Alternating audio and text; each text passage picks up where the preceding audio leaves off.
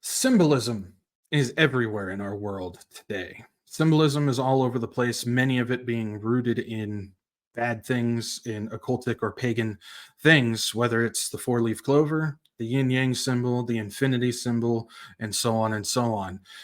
These symbolisms just are all over in this world. But there's one that I want to take a look at that a lot of us as Christians might go, yeah, that ain't good. But yet it still might be fooling some others out there.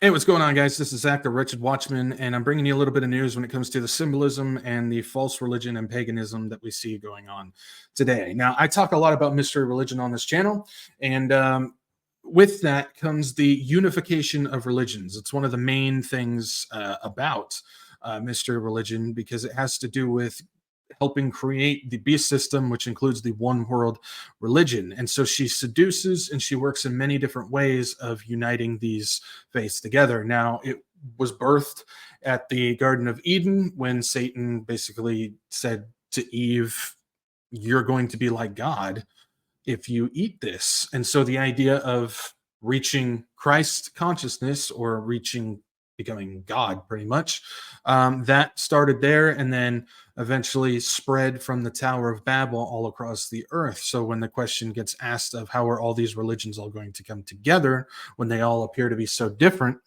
well, in actuality, they all come from the same place. So if they all come from the same place, they can all end up in the same place. The only ones that don't fall in line with that, of course, is Bible believing Christ following Christianity, which that is not a religion, and Judaism.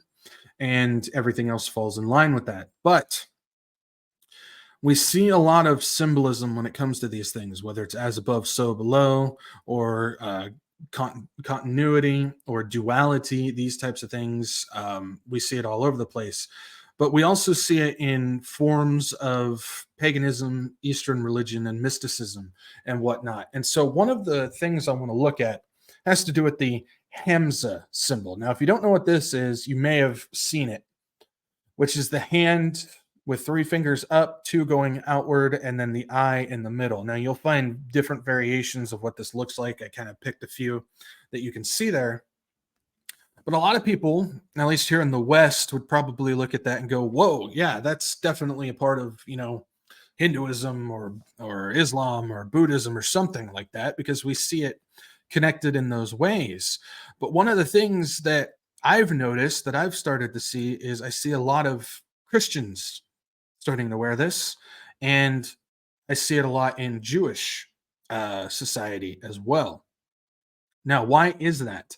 Okay, so there's different ideas of where this comes from, but if we take a look at the different names of what this is, we'll kind of get the idea of it. So first of all, this right here says, let's note that the Hamsa is known as many names. This is because it's an important symbol in almost every major religion.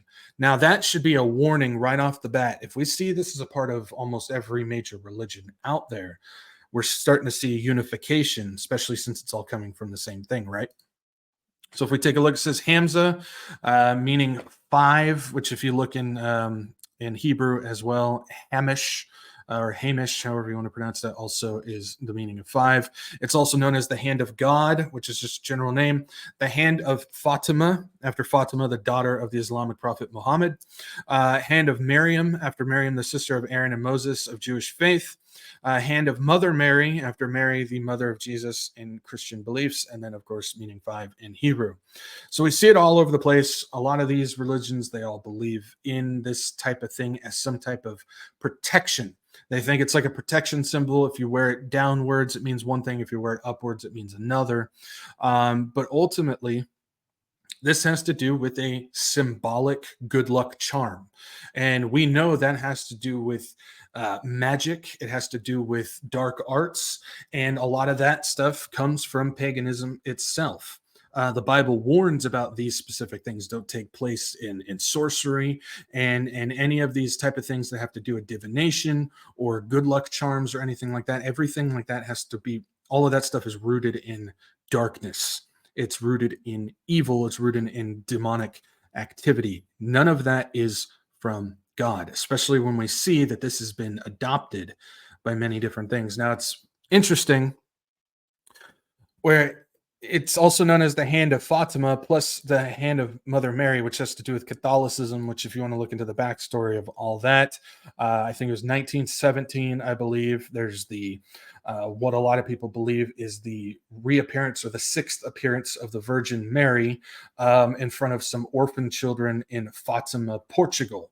I just find it fascinating how it's the combination of the child of Muhammad, the daughter of Muhammad, as well as that. And this is all rooted in that as well. It's very interesting. You'll also see that it has to do with parts of Jewish faith, Hand of Miriam, as well as the meaning of five in Hebrew, which according to a lot of Jews, five is a important number because it's the five books of the Bible and whatnot. Ultimately, this was rooted in the Kabbalah belief, which, if you don't know what the Kabbalah is, they're Jewish mystics. They do not partake in the true essence of Judaism. They partake in the mystic essence of it, of trying to use black magic and pagan rituals and whatnot to ascend. It's a Gnostic version, pretty much. They're trying to reach enlightenment, and they're trying to do it through bad practices. And so they adopt things like the Hamsa symbol to do that. Now, if we keep going, this is where we'll get a lot more information on this, because it says, because of Hamza's connection with numerous religions, it can be seen as a symbol of unity, unification. All these different religions believe in the same thing. It's a form of unification, bringing them together, which of course is the main goal of mystery religion, to unite the world's religions together. That's a big sign, red flag right there. It says its connection to female figures emphasizes it as a symbol of femininity and compassion. So not only do we have the sign of unification of religions, now we get the idea of femininity, feminine, divine feminine, which a lot of them, Mother Mary in Catholicism is a divine feminine. Fatima is a divine feminine as well. This is rooted in mystery religion. I've done an entire thing about this with the End Times New Age series. I go into why it's all in that.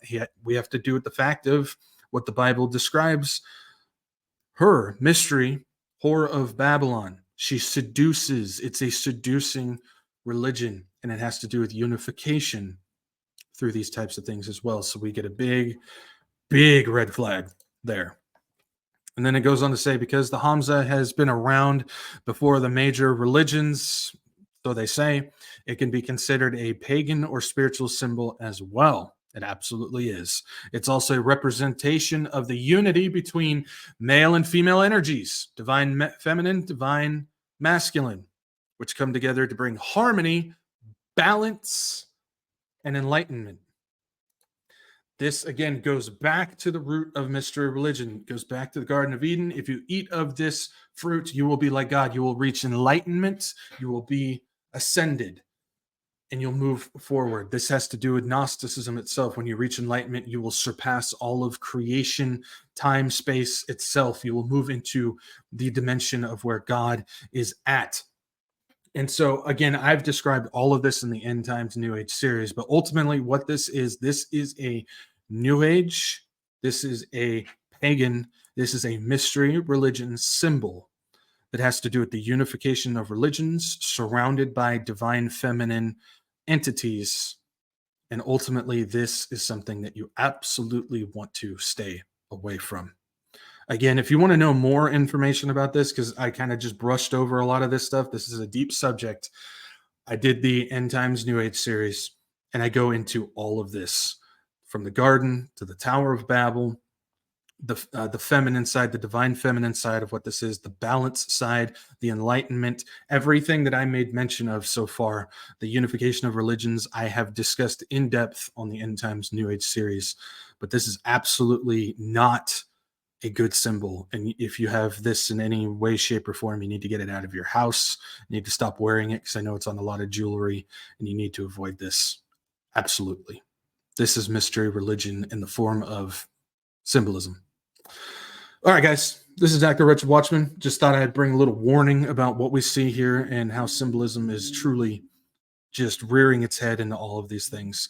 I'm going to leave you guys right here. Make sure you guys spread the gospel of Jesus Christ. And if you know of somebody who wears this, warn them. Tell them you need to get rid of this. And yeah, this is why it's good to understand where a lot of this stuff comes from. I get asked a lot, why do we talk about all this stuff? What's the need of it? I don't think we need to know about this stuff. A lot of people know people who wear things like this. It's good to have information about where it comes from. So when you warn them, you're not just some crazy person. You actually know what you're talking about. This is important stuff, guys. All right, I'm gonna leave you right here. Peace out. Maranatha.